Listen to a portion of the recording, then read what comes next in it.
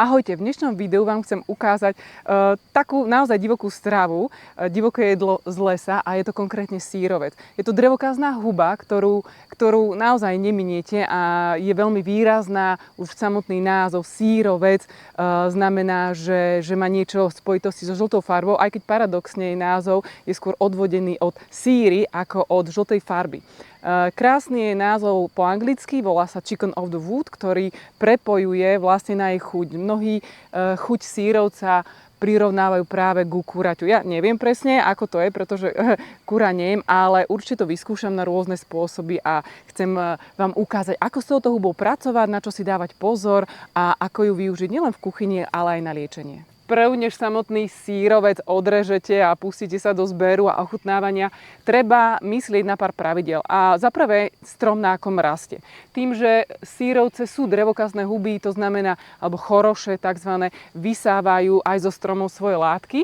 A treba hlavne myslieť, že najlepšie je zbierať takých stromov, ktoré sú aj ktoré bežne zbierame, sú jedle. Ideálne sú listnaté stromy, ovocné stromy, tu konkrétne sírovec rastie na čerešni, vidím ho na vrbách, buku, dubu.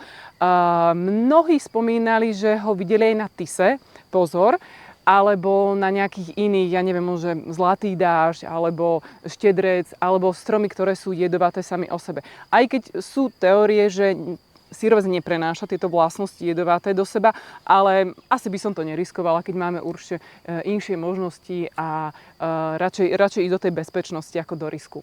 Druhá vec, na ktorú by som si dávala pozor, je, aká je huba, v akom štádiu sa nachádza, pretože najlepšie a najchutnejšie sú huby, ktoré sú mladé, sú šťavnaté. Môžeme to aj vyskúšať, že sa jemne dotkneme takto a keď sa nám pekne stlačí ako taká špongia alebo taká plastelína detská, kto vie, tak vtedy je v tom najlepšom štádiu. Už niekedy na prvý pohľad vidíme, že je taká suchá, taká nie je moc dobrá, tak vtedy nezbierame.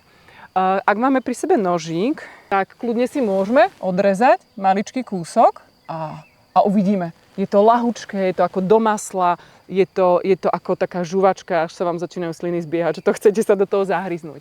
A na toto treba myslieť aj pri zbere.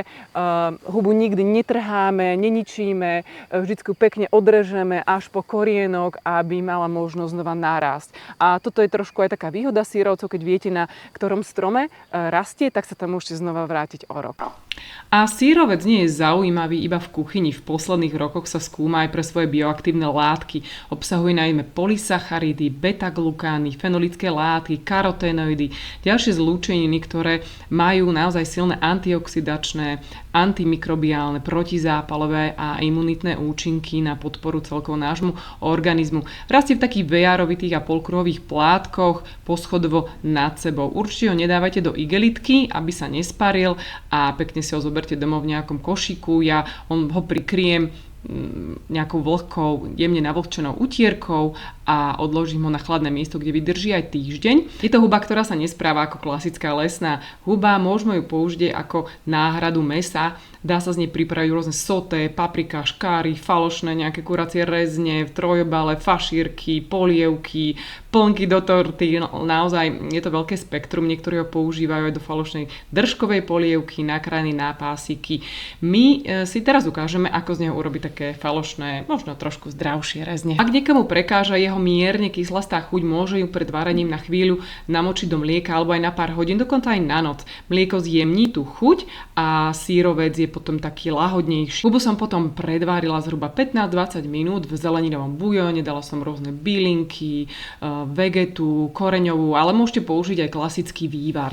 Tento krok odporúčam hlavne preto, že sírovec sa nemá aj surový a potrebuje poriadnu tepelnú úpravu. Následne sme si s maminou pripravili trošku také klasické vylepšené cestíčko, vajíčko, nejaká špaldová múka, trošku mlieka, sol, korenie a pridali sme do neho aj pesto z medvedieho cesnaku, čo dalo trochu krásnu bylinkovú chuť, ale samozrejme to cesto si môžete naozaj pripraviť akékoľvek chcete. Ani sme to nevyprážali na litroch oleja, ale jednoducho iba upiekli v rúre z oboch strán a čo vám poviem, ani som to nestihla veľmi natočiť, pretože zmizol zo stola ultra rýchlosťou, čo všetkým chutil. Ďakujem za pozretie a majte sa krásne.